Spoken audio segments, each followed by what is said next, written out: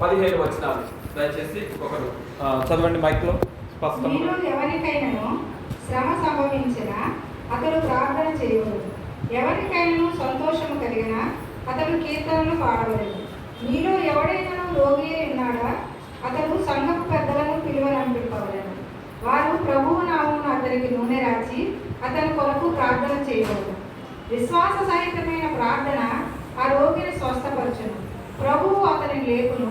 అతడు పాపములు చేసిన వాడైతే పాప క్షమాపణ నొందును. మీ పాపములను ఒకరితోనొకడు ఒప్పుకునుడి, మీరు స్వస్థత పొందినట్లు ఒకరి కొరకు ఒకడు ప్రార్థన చేయుడు. నీతిమంతుని విజ్ఞాపన మనఃపూర్వకమైనది, బహుబలము గలదై ఉండును. ఏలియా మన వంటి స్వభావం గల మనుష్యుడే. వర్షింపకుండునట్లు అతడు ఆసక్తితో ప్రార్థన చేయగా 3.5 సంవత్సరముల వరకు భూమి మీద వర్షింపలేదు.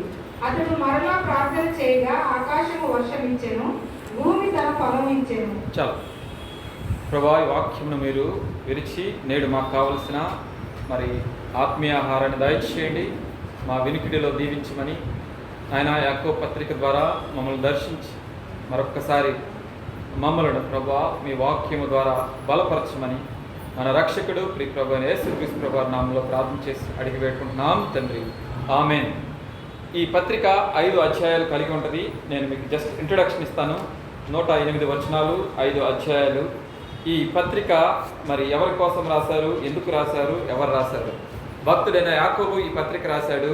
ఎవరి కోసం రాశారు? 1వ అధ్యాయంలో 1వ వచనం చివరి భాగంలో ఆ రోజుల్లో శ్రమలు మొట్టమొదటి శతాబ్దంలో మరి శ్రమలు బాగా విస్తరిస్తూ ఉన్నాయి. ఎందుకు విస్తరిస్తున్నాయి? యేసుక్రీస్తు ప్రభువారు దేవుడని వారు మరి గుర్తిరిగి ఆయనను వెంబడించడాన్ని బట్టి యేసుక్రీస్తు ప్రభువారు దేవుడని వారు నమ్మి ఆయన్ని అనుకరించడాన్ని బట్టి మొట్టమొదటి సంఘములో మొదటి శతాబ్దంలో శ్రమలు ఎంతో విస్తరణగా మరి బాగా జరుగుతూ ఉన్నాయి.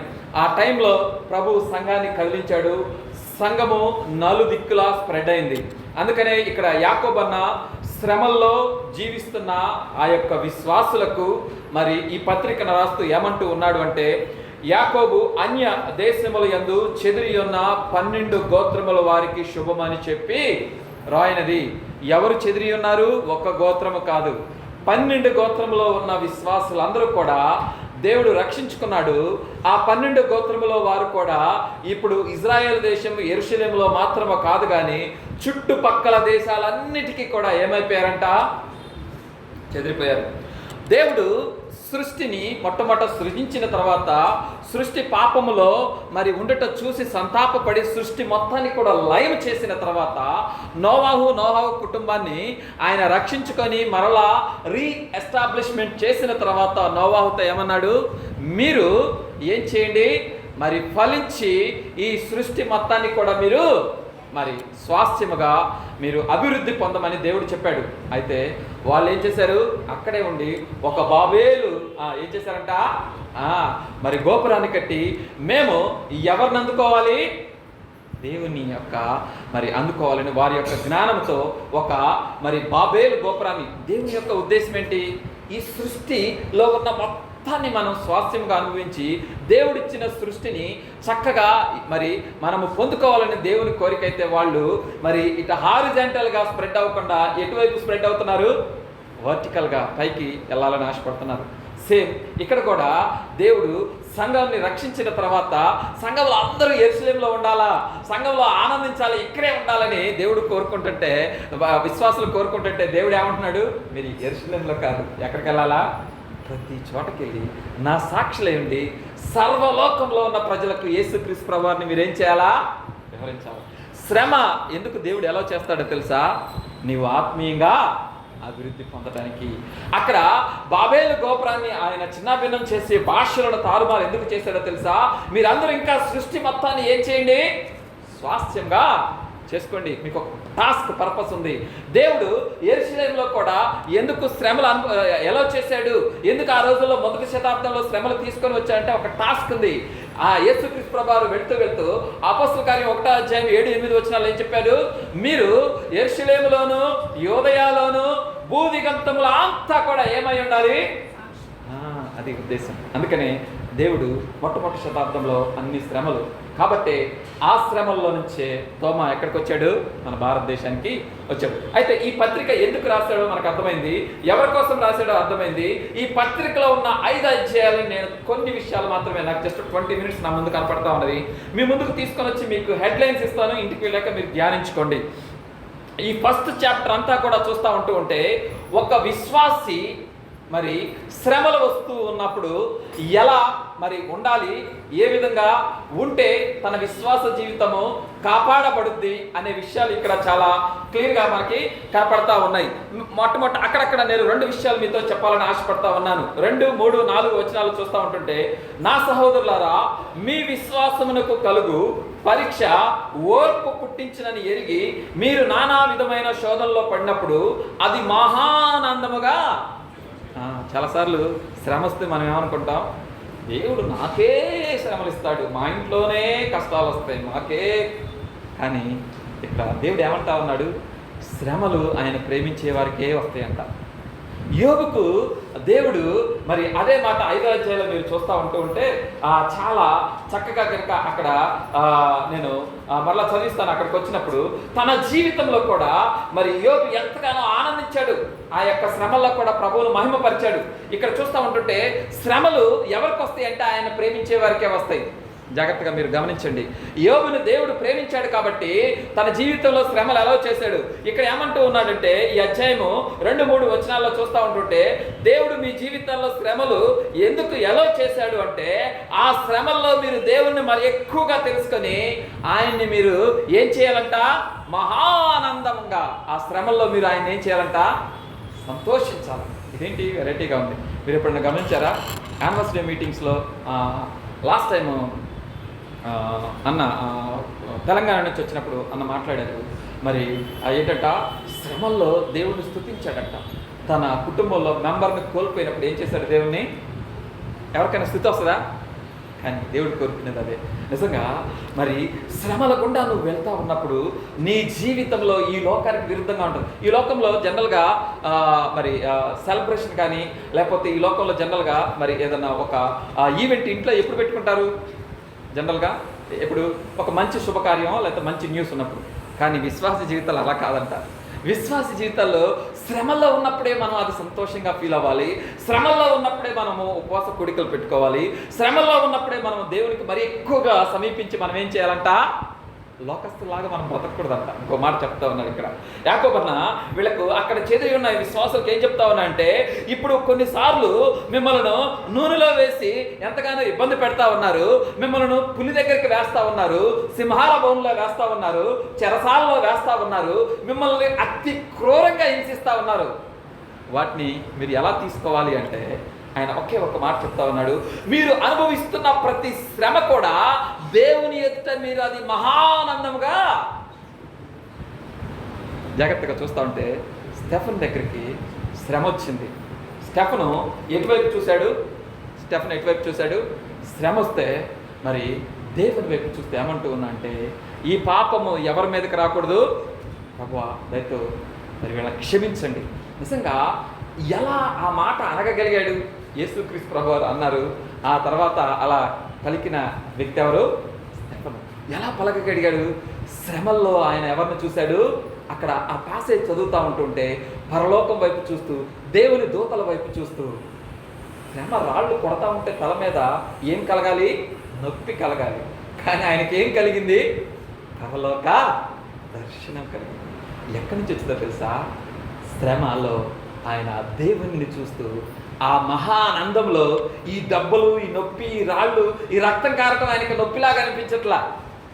అందుకనే యాకోబన్న అది జ్ఞాపకం చేసుకుంటూ ఏమన్నాడంటే, అయ్యలారా, అన్నలారా, అక్కలారా, మీ జీవితంలో విశ్వాస జీవితంలో నువ్వు యేసుక్రీస్తు ప్రభువారి కోసం బ్రతుకుతావంటే శ్రమ వస్తుంది, దాంట్లో డౌట్ లేదు. ఇంకా నువ్వు నిర్ణయించుకున్నావు ఏమని, నేను యేసయ్య కోసం బ్రతుకుతానని. That's all. స్టార్ట్ అయిపోయింది నీ జీవితంలో శ్రమలు. అయ్యో ఇప్పుడు నువ్వు కొత్తగా శ్రమను చూసి నాకే వస్తున్నాయి, మాకే వస్తున్నాయి అనుకో. మాకు శ్రమలు నీకే వస్తాయి, మీకే వస్తాయి, మనకే వస్తాయి. అయితే వాటిలో నువ్వు ఎలా బ్రతకడం నేర్చుకో? ఆనందంగా. ఆనందం కూడా అలా అక్కడ ఏమన్నారు? మహానందం. నిజంగా ఆనందం అంటే కొంతవరకే. అక్కడ వాడిన పదం చూస్తూ ఉంటే ఎలా అంట? మహానందం. నేను ఇక్కడే ఇంకా ఎక్కువసేపు సమయం గడపాలని ఆశపడుతున్నా. చాలా విలువైన మాటలు ఉన్నాయి అక్కడక్కడ కొన్ని విషయాలు. ఇంకా మరి ఆయన 2 మాటలు అక్కడ వివరిస్తా ఉన్నాడు 4వ వచనంలో. శ్రమల గుండా మీరు వెళ్తూ ఉన్నప్పుడు మీరు సంపూర్ణులవుతారు. మీరు వాడుతున్న బంగారం, మీరు ధరించిన బంగారం కేడి బంగారం లేదా ప్యూర్ బంగారం అని ఎలా అగ్నిలో పెట్టి దాన్ని టెంపరేచర్ రేజ్ చేస్తూ ఉంటే దాంట్లో ఉన్న మట్టి కొంచెం కొంచెం తీసివేస్తూ ఉంటుంటే దాని యొక్క ఇంప్యూరిటీస్ పోతూ ఉంటే దాని విలువ ఏమవుతూ ఉంటుంది, పెరుగుతూ ఉంటుంది. శ్రమలు అనేది నీ విశ్వాస జీవితానికి అగ్ని లాంటిది. ఆ శ్రమలు నీ జీవితంలోనికి వచ్చి నిన్ను వేడి చేస్తూ ఉన్నాయి. నీలో ఉన్న ఒక్కొక్క ఇంప్యూరిటీస్ తీయబడతా ఉన్నాయి. నువ్వు ప్రభువుకు సమీపంగా ఉంటా ఉన్నావు. కాబట్టి శ్రమలను బట్టి నువ్వేం చేయాలి, బాధపడమాలి. శ్రమలు బట్టి యేసయ్యకి దగ్గర అవుతా ఉన్నావు. శ్రమలు బట్టి నీ జీవితంలో ఉన్న ఇంప్యూరిటీస్ ఒక్కటొక్కటి పోతా ఉన్నాయి. కాబట్టి ఇప్పుడు నువ్వు పరిపూర్ణుడవుతా ఉన్నావు, పరిపూర్ణరాలుగా మారుతా ఉన్నావు. నీలో కంప్లీట్నెస్ వస్తూ ఉన్నది. దీన్ని బట్టి చెప్పండి, శ్రమలు లేకుండా మనం పూర్ణులం అవుతామా? ఇప్పుడు శ్రమలు నీ జీవితంలో ఎందుకు దేవుడు ఎలా చేస్తున్నాడు అంటే, నువ్వు సంపూర్ణురాలుగా సంపూర్ణుడుగా కావాలి అంటే శ్రమలు నీ జీవితంలోకి వచ్చినప్పుడు నీలో ఉన్న ఇంప్యూరిటీస్ తీయబడతా ఉంటాయి. అప్పుడు నువ్వు సంపూర్ణతలోనికి రోజు రోజుకి ఎదుగుతూ ఉంటావు. అందుకని ఇక్కడ యాకోబు ఏమంటూ ఉన్నానంటే 4వ వచనంలో, మీరు సంపూర్ణులను అనాంగులను ఏ విషయంలో కొదువ లేని వారై ఉండినట్లు శ్రమలో నువ్వు ఓర్పుతో నీ క్రియను నువ్వేం చెయ్యి. శ్రమలో ఓర్పు ఉంటుందండి ఎవరికన్నా? అసలు ఉండదు. కదిలిస్తే వాళ్ళ పరిస్థితి ఎలా ఉంటుందంటే ఇంకా శ్రమలో ఉన్న వాళ్ళ దగ్గరికి వెళ్తే చాలా. కానీ యేసయ్య ఏం చెప్తా ఉన్నాడు, శ్రమలో ఉన్నప్పుడు నీకు కావాల్సిందేంటి, ఓర్పు.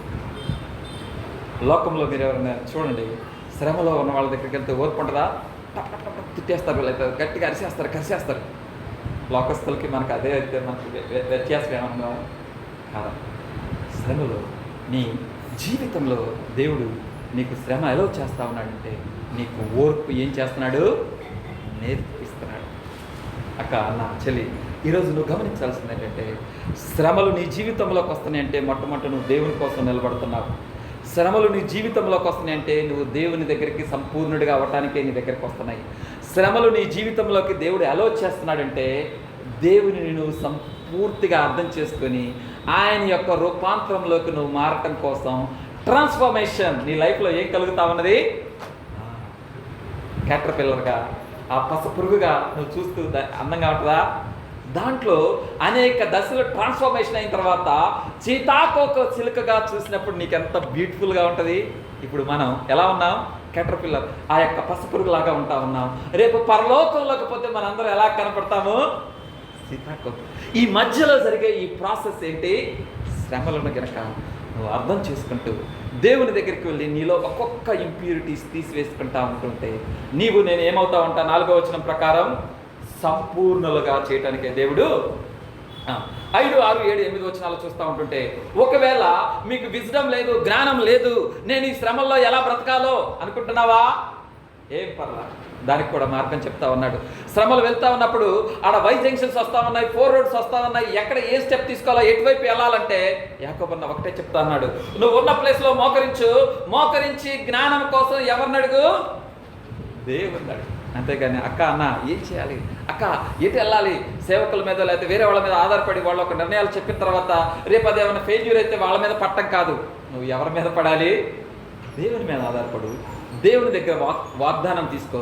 ఆ వాగ్దానం పట్టుకొని చాలాసార్లు మీరు గమనిస్తూ ఉంటుంటే మరి ఆ పెళ్ళిళ్ళప్పుడు కానీ లేదా ఒక నిర్ణయాలు తీసుకునేటప్పుడు కానీ సేవకుల దగ్గరకు వస్తారు, వాళ్ళు చెప్తే ప్రొసీడ్ అవుతారు.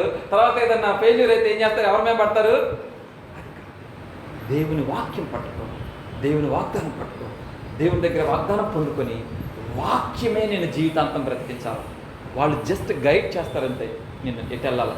కాబట్టి ఈయన ఏమంటూ ఉన్నా అంటే, శ్రమల్లో ఉన్న వాళ్ళకి ఈయన ఒక మార్గం చూపిస్తా ఉన్నాడు. పలానా శ్రమలు వస్తా ఉన్నాయి, ఎలా బ్రతకాలి, వీటిని ఎలా తట్టుకోవాలి నాకు జ్ఞానం లేదు, వాళ్ళతో ఎలా మాట్లాడాలో నాకు జ్ఞానం లేదు, ఆ పరిస్థితుల్లో ఎలా బ్రతకాలో జ్ఞానం లేదు అంటే యాకోబు ఒక సజెషన్ ఇస్తా ఉన్నాడు. ఏమంటూ ఉన్నా అంటే, మీకు జ్ఞానం కొదవగా ఉంటే మీరు ఇక్కడికి పరిగెత్త. మాకు ఎక్కడికి పరిగెత్తు? చదవండి ఆ వచనం. మీలో ఎవరికైనా జ్ఞానం కొదవగా ఉన్న యెడల అతను దేవుణ్ణి అడగవలను, అప్పుడు అతనికి ఏం చేస్తాడు దేవుడు? నీవు దేవుని దగ్గరికి వెళ్లకుండా ఇక్కడికి పరిగెత్తావనుకో నీకు లోక జ్ఞానం దొరుకుతుంది. ఏ జ్ఞానము? నీకు దైవిక జ్ఞానము, దేవుని జ్ఞానము కావాలి అంటే దేవుని దగ్గరికి వెళ్ళి దేవుడు అనుగ్రహిస్తాడు. ఇంకా నేను ఇంతకంటే ఎక్స్ప్లెయిన్ చేయట్లా, మీరు ఇంటికి వెళ్ళాక దీన్ని చక్కగా మరి ఇంకా దేవుల్లో ఉన్న ఒక గొప్పతనం చెప్తా ఉన్నాడు. ఆయన దగ్గరికి వెళ్ళిన వారిని ఆయన ఎవరిని గద్దించడంట, అందరికీ ఏం చేస్తాడంట? ధారాళముగా. ఈ లోకంలో ఇప్పటి వరకు మనము పొందుకున్న ప్రతి టెక్నాలజీ కూడా ఈ జ్ఞానం ఎవరిచ్చారనుకుంటున్నారు? దేవుడే. లాస్ట్ టైం కూడా మనం చూసాం కదా, ఆదికాండం ధ్యానిస్తూ ఉన్నప్పుడు మొట్టమొదట మత్తు ఇంజెక్షన్ ఎవరు కనిపెట్టింది? ఎవరంట? ఆ తర్వాత దాన్ని మరి మత్తు ఇంజెక్షన్ కనిపెట్టిన డాక్టర్ ఎక్కడి నుంచి నేర్చుకున్నాడు తెలుసా? బైబిల్ చదివి ఆ వచనం దగ్గర ఆగి, దేవుడు ఫస్ట్ సర్జరీ ఎలా చేస్తుంటాడంటావు, అసలు మనిషికి నొప్పి ఎందుకు కలగలేదా అని ఆలోచించి అప్పుడు దాని నుంచి మత్తు ఇంజెక్షన్ కనుక్కున్నాడంట. ఆ తర్వాత ఆయన రాసిన దాంట్లో చెప్పాడు. అతను ఒక క్రిస్టియనే, మత్తు ఇంజెక్షన్ కనుక్కున్న వ్యక్తి కూడా. సో కాబట్టి ఇక్కడ జాగ్రత్తగా చూస్తూ ఉంటుంటే మన దేవుడు ఈ భూమి మీద మనం చూస్తున్న ఈ నాసా అంటున్నాం చూడు, అమెరికాలో ఉన్న టెక్నాలజీ కానీ, ఇజ్రాయిల్లో ఉంటున్న లేటెస్ట్ టెక్నాలజీ కానీ, ఇవన్నీ వాళ్ళకి ఆడ నుంచి వచ్చాయి. ఎవరిచ్చారు? అది వాళ్ళ సొత్తు కాదండి. జాగ్రత్తగా చూడండి. దేవుని దగ్గరికి వెళ్ళి అడిగారు, దేవుడు వాళ్ళకి ఆ జ్ఞానాన్ని ఇచ్చారు. కాబట్టి వాళ్ళు మనుషులే, మనము మనుషులమే. అందుకనే 5వ అధ్యాయంలో ఆయన ఒక మాట అంటూ ఉంటాడు, జాగ్రత్తగా చూస్తూ ఉంటుంటే ఏలియాతో పోలుస్తాడు అక్కడ. మరి ఆ ఏలియా కూడా మనలాంటి మనిషే. ఆయన చేస్తే 3.5 సంవత్సరాలు వర్షం ఎలా ఆగిపోయింది అంటే ఏంటి? ఆయనలో ఉన్న ఇక్కడ కూడా యాకోబు ఇదే మాట అంటూ ఉన్నాడు, నువ్వు కనుక దేవుని దగ్గరికి వచ్చి సందేహించకుండా, నువ్వు దేవుని దగ్గరికి వచ్చి కనుక చక్కగా విశ్వాసంతో అడిగితే దేవుడు నీకు ఎంత జ్ఞానం కావాలో. దానికి ఎగ్జాంపుల్ సొలొమన్ రాజుగా ఎన్నిక చేయబెట్టేప్పుడు ఎంత బాలుడు లేదా యవ్వన ప్రాయుడు. ఆయన దేవుణ్ణి నాకు ఇన్ని కోట్లు డబ్బులు కావాలి, ఇంత బంగారం కావాలి, ఈ కావాలి అడగల. చాలా తెలివిగా ఒక్కటే అడిగాడు. ఏమడిగాడు? ఆయనంత జ్ఞానం కలిగిన వారు భూమి మీద ఆయన ముందు కానీ ఆయన తర్వాత కానీ లేరని బైబిలే చెప్తా ఉన్నది. చూసారా? నిజంగా దేవుని దగ్గరికి వెళ్తే దేవుడు, చాలామంది మన పిల్లలు అంటూ ఉంటారు, అన్నా వీడికి తెలివితేటలు ఇవ్వన్నా. వాళ్ళకి తెలివితేటలు కావాలి అంటే ఒకటే బైబిల్ చదివించు, ఏమక్కర్లా. బైబిల్ని మెడిటేట్ చేయించు, బైబిల్ హృదయంలో వాక్యాన్ని దాచుకునేలాగా చేయి. మీకు ఒక ఎగ్జాంపుల్ చెప్పాలని ఆశపడతాను. బాక్సింగ్ అన్నగారు తొలి దినాల్లో పరిచర్య చేసినప్పుడు అన్న ఒక వ్యక్తిని పరిచర్యకి తీసుకెళ్ళాడంట. మీటింగ్కి అప్పట్లో ఎవరు లేరు కదా. తమ్ముడు ఈడ ఒక లైట్ పెట్టు, మనకి ఈరోజు సాయంత్రం మీటింగ్ ఉందని బాక్సింగ్ అని చెప్పారంట. ఆయన ఒక పురికొస తీసుకొచ్చాడంట, పురికొసకు లైట్ కట్టాడంట. మరి అన్నని అడిగాడంట, అన్న ఇప్పుడు ఏం చేయాలి, ఈ పురికొసకు లైట్ కట్టాను, లైట్ ఎలా వెలుగుతున్నాడంట. పురికొసలో నుంచి కరెంట్ వస్తుందండి. అప్పుడు ఏం అనలేదంట బాక్సింగ్ అన్న. చక్కగా ఆయనకు ఇలా కాదు తమ్ముడు, దీనికి ఒక కేబుల్ వేయాలా, కేబుల్కి ఒక హోల్డర్ పెట్టాలా, హోల్డర్కి ఒక బల్బ్ పెట్టాలా, దాన్ని స్విచ్ బోర్డులో పెట్టాలా, ఇలా కనెక్ట్ చేయాలా అని చెప్పాడు. అలాంటి వ్యక్తి తర్వాత అమెరికా యుఎస్లో వెళ్ళి ప్రసంగిస్తే కొన్ని వందల మంది మారు మనసు పొందారు. ఏంటి? అజ్ఞానుడైన ఆ వ్యక్తి, కరెంటు ప్రవహించడానికి తీగ కావాలా, బల్బు కావాలా తెలియని వ్యక్తి దేవుని దగ్గరికి వచ్చి ధర్మశాస్త్రాన్ని చదివినప్పుడు, దేవుని వాక్యాన్ని చదివినప్పుడు, అది తన జీవితంలోనికి తీసుకున్నప్పుడు, దాని తర్వాత తన జీవితాన్ని మార్చుకున్నప్పుడు అతనిని దేవుడు ఇప్పుడు ఎక్కడి నుంచి ఎక్కడికి వాడుతున్నాడు చూసారా? ఏంటి? వ్యక్తి మారాడా? అలా వ్యక్తిని మార్చేదేంటి? దేవుని వాక్యం. కాబట్టి నీకు జ్ఞానము కావాలి అంటే అక్కడికెక్కడికి పరిగెత్తకు, దేవుని వాక్యము దగ్గరికి వెళ్ళు, దేవుని వాక్యాన్ని ప్రేమించు, దేవుని వాక్యాన్ని చక్కగా మరి ఇష్టపడు, ధ్యానించు, బైహార్ట్ చేయి, దేవుని వాక్యాన్ని నీ హృదయంలో దాచుకో. ఆ జ్ఞానం ద్వారా ఈ లోకంలో ఎలా బ్రతకాలో దేవుడు సహాయం చేస్తాడు. ఇక నేను అంతకంటే ముందుకు ఇక్కడ చాలా విషయాలు ఉన్నాయి. ఒకవేళ కనుక నువ్వు అవిశ్వాసంతో అడిగితే ఎలా ఉంటావో అనే విషయాలు కూడా అక్కడ రాయబడ్డాయి. 9, 10, 11 వచనాల్లో ఇక్కడ చూస్తూ ఉంటుంటే ప్రతి మనిషి కూడా తన ఉన్న పొజిషన్లో బట్టి ఏం చేయాలంట? అతిశయించాలా. ఒకవేళ నువ్వు ధనవంతుడివా, నీ దీన దశ యందు అతిశయించు. ఒకవేళ నువ్వు దరిద్రుడివా, నీ ఉన్నత దశ యందు నువ్వేం చేయాలి? అంతేకాని మనం పేదవారిని ఎప్పుడు ధనవంతులకు చూస్తూ వాళ్ళలాగా నాకు కారు లేదే, వాళ్ళలాగా నాకు ఇల్లు లేదే, వాళ్ళ ఇంట్లోలాగా ఏసీ లేవే, నీకు లేని వాటి లాజరు దేనిని బట్టి అతిశయించాడు? దేవునిని బట్టి అతిశయించి ధనవంతుడి ముంటి యొక్క గుమ్మం ఎదుట బ్రతికాడు. తర్వాత లాజరు ఎక్కడ ఆయన రెస్ట్ పొందుకున్నాడు? ఎక్కడ స్వాస్థ్యం పొందుకున్నాడు? దేవుడు. చూసారా? కాబట్టి ఇక్కడ దేవుడు చాలా చక్కగా మాట్లాడుతున్నారు. నువ్వు అటు ఇటు చెదిరిపోయావు, నువ్వు ఎక్కడికో వెళ్ళిపోయావు, నీకు ఉండటానికి నివాసం లేదు, తినడానికి తిండి సరిగా లేకపోవచ్చు, వస్త్రాలు లేకపోవచ్చు, నీకు సరైన ఫెసిలిటీస్ లేకపోవచ్చు, నువ్వు పోయిన దేశంలో నీకు చుట్టుపక్కల ఉన్న ప్రజలందరికీ అన్ని కలిగి ఉండొచ్చు. అయితే ఆయన ఏమంటున్నాడు అంటే 9, 10, 11 వచనాల్లో నీకున్న స్థితి యందు నువ్వు ఏం చేయాలా దేవుని యందు. కానీ మనం అదొక్కటే చేయం. పక్కన వాళ్ళ స్థితిని చూసి మనం ఎప్పుడు ఆశపడతాం. ఒక విశ్వాసి తనకున్న స్థితిని బట్టి దేవుని యందు ఆశపడతా ఉంటే, దేవుని యందు నిజంగా ఆనందిస్తూ ఉంటే ఆ పీస్ ఈ ప్రపంచంలో ఎవరెవరు, అది మీకు వదిలివేస్తా ఉన్నాను. ఇంకెక్కువ దాని గురించి ఆలోచించండి. నెక్స్ట్ 12 నుంచి మరి 18 వచనాలు ఇక్కడ జాగ్రత్తగా చూస్తూ ఉంటే మరి ఇక్కడ శోధనను గురించి చాలా చక్కగా ఎక్స్ప్లెయిన్ చేశాడు. నీకు నువ్వు శోధనలో పడవచ్చు, దేవుని ద్వారా వచ్చే శోధన ఉంది. దాన్ని ఎక్స్ప్లెయిన్ చేయడానికి అన్న ఇక్కడ చాలా విషయాలు. చాలాసార్లు మనం ఏం చేస్తామంటే టీవీ దగ్గరికి వెళ్ళి టీవీ దగ్గర కూర్చుంటే శోధన వస్తుందా రాదా? అది దేవుడిచ్చే శోధన. కానీ మనం అదే అనుకుంటాం. ఏంటి, చాలా జాగ్రత్తగా ఉండాలా. నువ్వు సినిమా హాల్ దగ్గరికి పోతే శోధన వస్తుందా రాదా? నువ్వు లోకస్తుల దగ్గర పోతే శోధన వస్తుందా రాదా? ఇక్కడ చూడు చాలా చక్కగా అన్న వివరిస్తా ఉన్నాడు. శోధన సహించేవాడు ధన్యుడు, అతను శోధనకు నిలిచిన వాడై ప్రభువు తనను ప్రేమించిన వారికి వాగ్దానం చేసి జీవ కిరీటం పొందును. దేవుడు కీడు విషయమై శోధింపనేరడు, ఆయన ఎవరిని శోధింపడు గనక ఎవడైనా శోధింపబడినప్పుడు నేను దేవుని చేత శోధింపబడుచున్నాను అని. సినిమా టీవీ దగ్గర కూర్చొని నేను శోధించబడుతున్నానంటే కరెక్టేనా? మొబైల్ దగ్గర కూర్చొని నీకు కావాల్సినవన్నీ ఓపెన్ చేసి నేను శోధించబడుతున్నానంటే కరెక్టేనా? యాకోబు అదే చెప్తా ఉన్నాడు. నీకు ఏది అవసరమో అదే నీకు ఏది అవసరమో దాని దగ్గరికే వెళ్ళి, నువ్వు కీడు దగ్గరికి పోయి అక్కడ మొబైల్ దగ్గర టీవీ దగ్గర కూర్చొని అవి చూస్తే శోధన భూమి మీద పుట్టిన ప్రతి మనుషుడికి ఉంటుంది. దాని దగ్గరికి పోయి శోధించబడుతున్నాను అంటే అందుకనే మనకు అర్థమయ్యే భాషలో అన్న చెప్తా ఉన్నాడు. దేవుడు కీడు విషయంలో ఏం చేయడంట, నువ్వే తెచ్చుకుంటున్నాను. అందుకే అది ఇంకా అర్థం కావాలని 14వ వచనంలో ఆయన చాలా చక్కగా చెప్తా ఉన్నాడు. ప్రతివాడు తన స్వకీయమైన దురాశ చేత ఏడవబడి మరల కొల్పబడిన వాడై శోధింపబడి దురాశ గర్భమును ధరించి పాపమగనగా పాపము పరిపక్వమై మరణమును. నువ్వు శోధించబడతానికి ఎక్కడికి వెళ్తా ఉన్నావు? దురాశ ఫస్ట్ నీలోకి ఎంటర్ అయ్యేది ఏంటది? నిజంగా నీ శరీరంలోనికి, నీ మైండ్లోనికి ఫస్ట్ తీసుకొని వస్తున్నావు. ఫస్ట్ ఎప్పుడు మనిషిలోకి క్రియ రాదు, ఏమొస్తుంది? ఆలోచన వస్తుంది. ఆ ఆలోచన ఇప్పుడు కూడా అన్న వాళ్ళకి మాట చెప్తా ఉంటారు. మనిషిని ఓవర్ రూల్ చేసేది, కంట్రోల్ చేసేది నీలోకి వచ్చే ఆలోచనలు. దాన్ని ఎక్స్ప్లెనేషన్ ఎలా ఇస్తారంటే, ఆకాశంలో పక్షులు పోతూ ఉన్నాయి, ఆకాశంలో పక్షులు పోతే డోంట్ వరీ, దానివల్ల నీకు ఏమైనా హాని ఉంటుందా? ఉండదు. ఆకాశంలో పక్షులు వచ్చి నీ జుట్టులో గూడు చేసుకొని దాంట్లో పిల్లలు పెట్టి దాంట్లో కూర్చుంటే నీకు హాని ఉంటుందా? ఉండదా? ఆలోచనలు కూడా అంతే. ఆలోచనలు వస్తూ పోతూ ఉంటే పర్లా, ఆ ఆలోచన నీ మైండ్లోనికి వచ్చి నీలో దురాశను క్రియేట్ చేసి, ఇక్కడ చదివినట్టుగా ఆలోచన వచ్చి నీలో స్వకీయమైన దురాశను కలుగ చేసి ఏడవబడి మరల కొల్పబడి నువ్వు శోధించబడి ఆ దురాశ చేత గర్భం ధరించి నువ్వు పాపం చేసి ఆ పాపం ద్వారా పరిపక్వంగా నువ్వు మరణము ఏం చేస్తావు? వీటన్నిటికీ ఒక్కటి ఏంటి? మొదట ఏం స్టార్ట్ అయింది? ఆలోచన. ఆ ఆలోచన మైండ్లోకి వచ్చేది, స్థిరపడింది.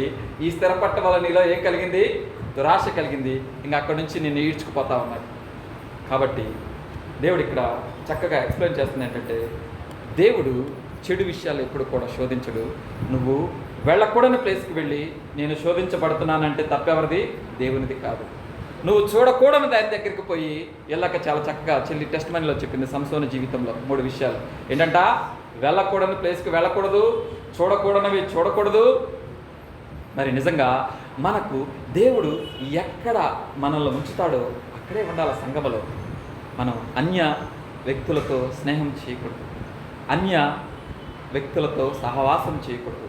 నిజంగా ఈ లోక సంబంధమైన వాటితో నేత్రాశ, శరీరాశ, జీవకుటుంబం ప్రతి మనిషిని ఏలుబడి చేస్తూ ఉంటాయి. వాటిని మన మీద డామినేట్ చేయకుండా ఆత్మీయ జీవితాన్ని కనుక మనము చక్కగా ఎంకరేజ్ చేసుకుంటూ ఉంటుంటే దేవుడు వాటిని ఏం చేస్తూ ఉంటాడు? మరి తగ్గిస్తూ ఉంటాడు. అందుకనే ఇక్కడ దేవుడు చాలా చక్కగా చాలా విషయాలు చెప్తున్నాడు. నువ్వు నీ జీవితంలో శోధన వస్తుంది, కానీ దేవుడు మరి నెగిటివ్ అంటే మరి ఆయన కీడు విషయంలో ఎప్పుడు కూడా నేను శోధించడు.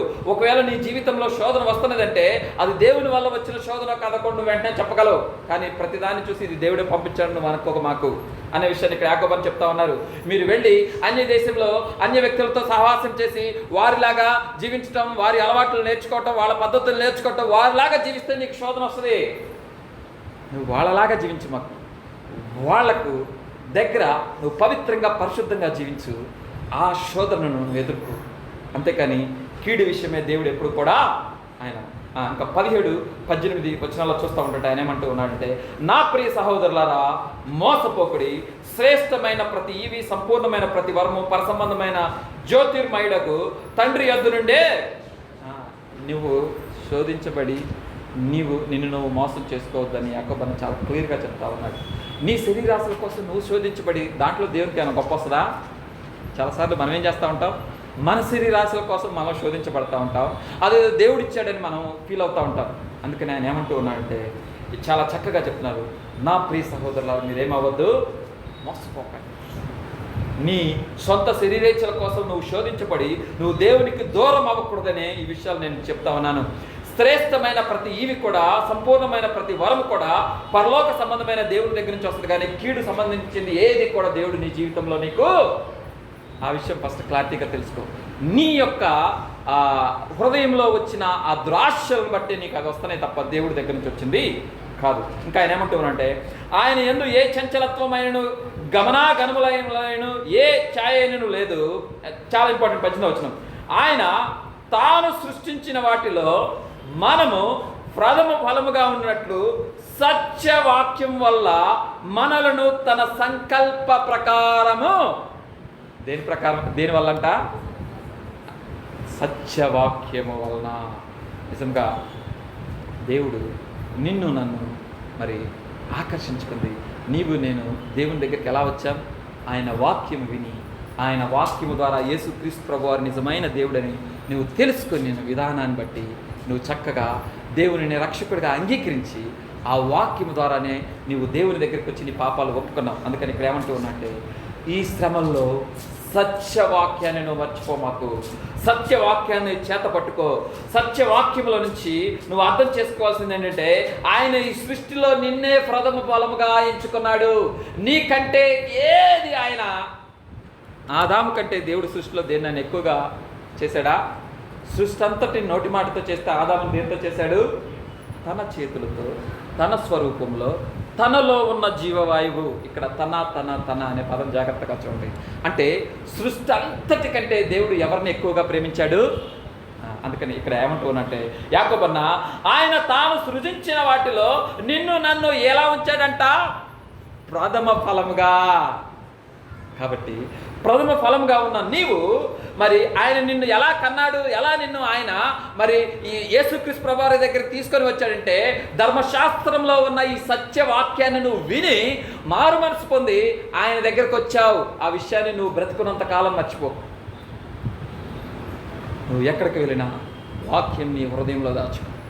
నువ్వు ఎక్కడున్నా వాక్యాన్ని మెడిటేట్ చెయ్యి. నువ్వు ఎక్కడున్నా వాక్యము ద్వారా నీ జీవితాన్ని ఎప్పుడు కూడా గమనించుకొని దేవుడిని స్తుతిస్తూ ఉండు.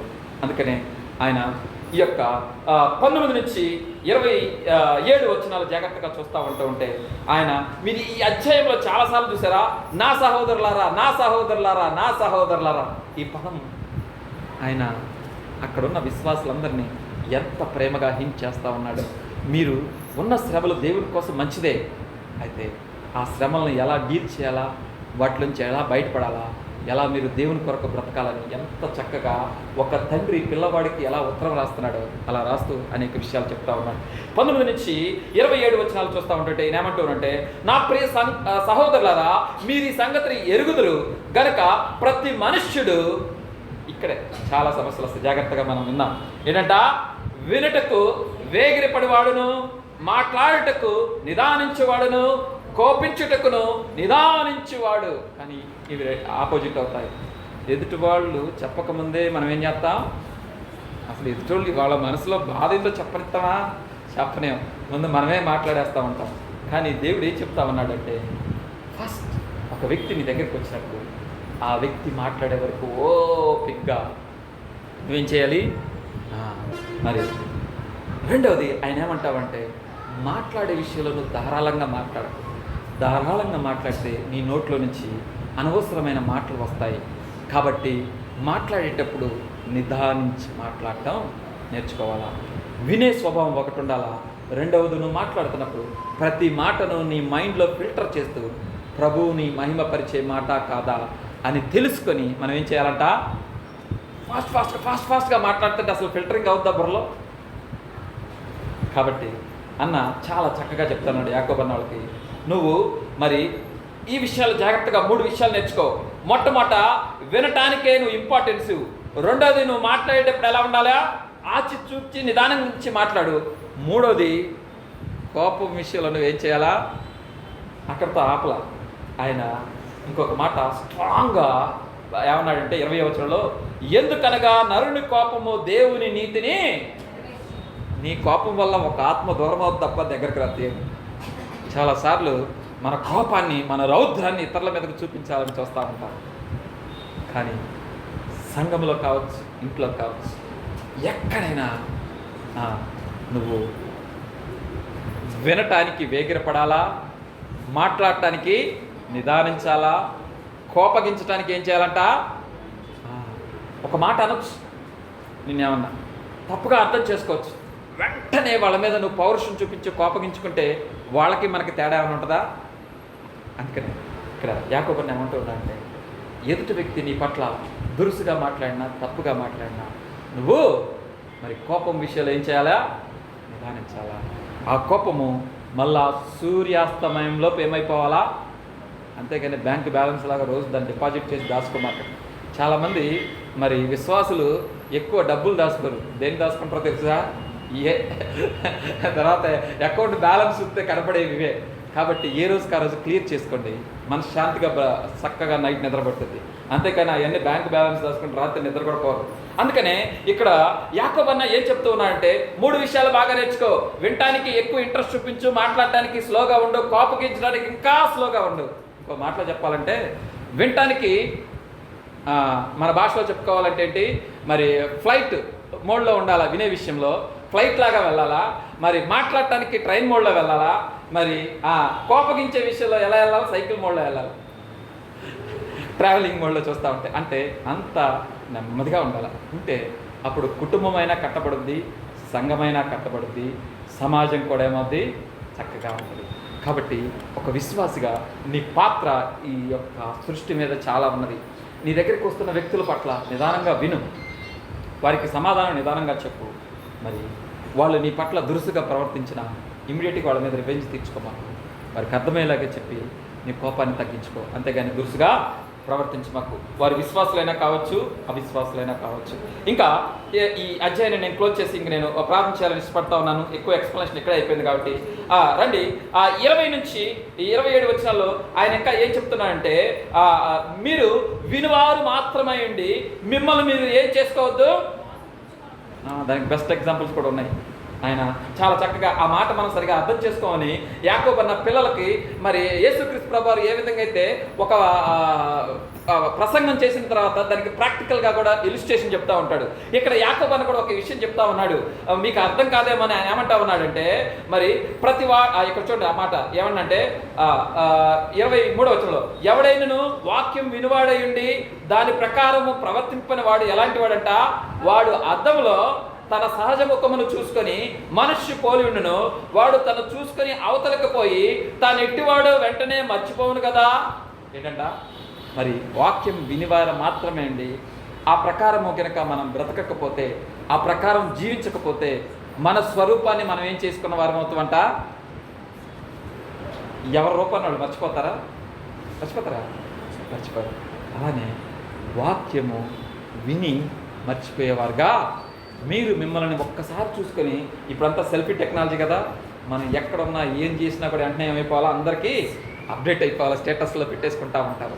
సో నిన్ను నువ్వు ఏ విధంగా అయితే మర్చిపోవట్లేదు, వాక్యాన్ని కూడా నువ్వేమవ్వకూడదు, మర్చిపోకూడదు. వాక్యం వింట మాత్రమే కాదు, అది నువ్వు గిన్నెలు తూగుతా ఉన్నా నీ మైండ్లో తిరుగుతూ ఉండాలా, అది నువ్వు బట్టలు ఉతుకుతూ ఉన్నా నీ మైండ్లో తిరుగుతూ ఉండాలా, ఆఫీస్లో నీ ఉద్యోగం చేస్తున్న వాక్యం గుర్తుకొచ్చి పాపము నీ జీవితంలోకి రాకుండా నీ హృదయాన్ని కడుగుతూ ఉండాలా. వాక్యము నాట్ ఓన్లీ 4 బిల్డింగ్స్ 4 పిల్లర్లో మాత్రమే కాదు, వాక్యం ఓన్లీ నువ్వు ఉంటున్న రూమ్లో మాత్రమే కాదు, వాక్యం యొక్క ప్రభావము అది నీ లోపలికి చొచ్చి నువ్వు మాట్లాడినా నువ్వు ఏ పని చేసినా అది నిన్ను ఇంపాక్ట్ చేయాలా. అంతేగాని చర్చిలో ఉన్నప్పుడే నేను విశ్వాసరాలుగా బ్రతుకుతాను, కుళాయి దగ్గరికి పోయినప్పుడు నా ఇష్టం వచ్చినట్లు నేను బ్రతుకుతానంటే కుదరదా? కుదరదు. చాలామంది చర్చిలో మాత్రమే విశ్వాసులుగా ఉంటారు, కుళాయి దగ్గరికి పోతే అబ్బో వాళ్ళ రూపాన్ని ఎవరూ చూడలేరు. సో కాబట్టి దేవుని వాక్యం అలా చేయట్లా. అందుకనే జాగ్రత్తగా చూడండి. దేవుడు మాట్లాడుతున్న మాట ఏంటంటే, నువ్వు గనక దేవుని వాక్యాన్ని విని విడిచిపెడితే ఇక ఆయన అక్కడ ఆ తర్వాత అంటున్న మాట జాగ్రత్తగా చూస్తూ ఉంటాడు. 26 ఇంకా నేను ముందుకు వస్తాను. 26, 27 వచనాల్లో, ఎవడైనా నువ్వు నోటికి కళ్ళెం పెట్టుకొనక తన హృదయాన్ని మోసపుచ్చుకొనుచు భక్తి గలవాడు అనుకొని వాని యొక్క భక్తి. ఈ విషయం గురించి 3వ అధ్యాయంలో చాలా బాగా ఎక్స్ప్లెయిన్ చేస్తారు అన్న. మనము వీలైతే నెక్స్ట్ టైం చూద్దాం. నిజంగా మన శరీర భాగంలో అన్నిట్లో కల్లా క్రిటికల్ అయింది ఏదైనా ఉందంటే అదేంటి? అందుకనే నోరు మంచిదైతే, సామెతలు పెద్దవాళ్ళు చాలా వరకు బాగానే మనకు అర్థమవుతూ ఉంటాయి. ఎందుకంటే ఈ నాలుకని గనక నువ్వు జాగ్రత్తగా గనక కాపాడుకోలేకపోతే భక్తి జీవితము డిస్ట్రాయ్ అయిపోద్ది. యాకోబు ఒక మాటలో చెప్తా ఉన్నాడు. అది ఎలా డిస్ట్రాయ్ అవుతుందో 3వ అధ్యాయంలో వివరించాడు. మీరు చదువుకుని నెక్స్ట్ వీక్ మనం ధ్యానిద్దాం. మరి ఆయన అంటూ ఉన్నాడు, నువ్వు అందుకని ఆయన ఏమంటున్నాడు, మాట్లాడే విషయంలో ఏమేమన్నాడు, నిదానించమన్నాడు. ఎందుకు నిదానించమన్నాడు తెలుసా? ఈ లోపల ఉన్న ఈ నాలుక తొందరపాటు ఎక్కువ. ఏమెక్కువ? తొందరపాటు ఎక్కువ. అందుకనే ఆయన అంటూ ఉన్నాడు, జాగ్రత్తగా 26 వచనం చూస్తుంటే, ఎవడైనా నోటికి ఏం చేయాలి? కళ్ళాలు దేనికి పెడతారు? గుర్రాలకు పెడతారు, అవునా కదా? మనుషులకి ఎప్పుడైనా కళ్ళాలు పెట్టారా? కానీ వాక్యం ఏంటంట, కళ్ళెం లాంటిది. ఇప్పుడు మీకు అర్థమైందా? అంతేగాని ప్రతి మనిషికి ఒక కళ్ళెం వేసి కింద చేతిలో పెట్టుకుంటే బాగుంటుందా? వాక్యము నీ హృదయంలో ఉంది, నీ నాలుకను ఏం చేస్తూ ఉండాలి అది. అందుకనే యాకోబు ఏం చెప్తా ఉన్నాడంటే, నువ్వు వాక్యం విని నీ మైండ్లో దాచుకున్నావు కదా, వాక్యం విని నీ హృదయంలో ముద్ర వేసుకున్నావు కదా, ఆ ముద్ర వేసుకున్న వాక్యం అనుదిన జీవితంలో నువ్వు మార్కెట్లోకి వెళ్తున్నా, నువ్వు ఇంట్లో ఉన్నా, నువ్వు ఆఫీస్లో ఉన్నా, ఆ వాక్యము నిన్ను ఒక కళ్ళెంలాగా నిన్ను కంట్రోల్ చేస్తూ ఉండాలా.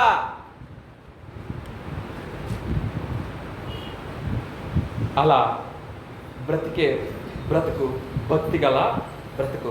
ఒకవేళ నీ నోటికి గనక నువ్వు కళ్ళెం పెట్టుకోకపోతే తన హృదయాన్ని తాను ఏం చేసుకుంటా ఉన్నాడు? మోసపుచ్చుకుంటా ఉన్నాడు. మోసపుచ్చుకొని తాను మోసపుచ్చుకొని ఇప్పుడు తను మళ్ళీ ఎలా సాటిస్ఫై అవుతా ఉన్నాడు? నేను భక్తి కలిగిన వాడును. అందుకనే మరి నిజమైన భక్తి ఏంటో అన్న ఇక్కడ చెప్తా ఉన్నాడు.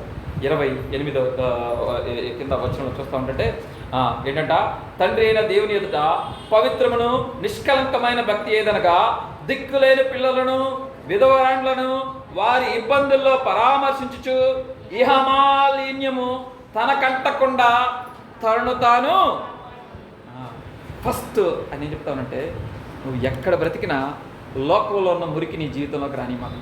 ఏంటంట, అక్కడున్న భాషను కొద్దిగా ఘాటుగా చెప్పుకోవాలంటే, ఇహలోక మాలిన్యం అంటే ఏంటి? మరి రోడ్డు మీద చెత్తంతా ఇంట్లోకి వస్తే బాగుంటుందా? మన బాటలో చెప్పాలంటే మున్సిపాలిటీ వాళ్ళ చెత్తంతా మన ఇంట్లో వేసుకుంటావా? ఇక్కడ యాకోబు అన్న కూడా ఏమంటున్నా అంటే, లోకంలో ఉన్న చెత్తంతా నీ మైండ్లోకి వేసుకోమా.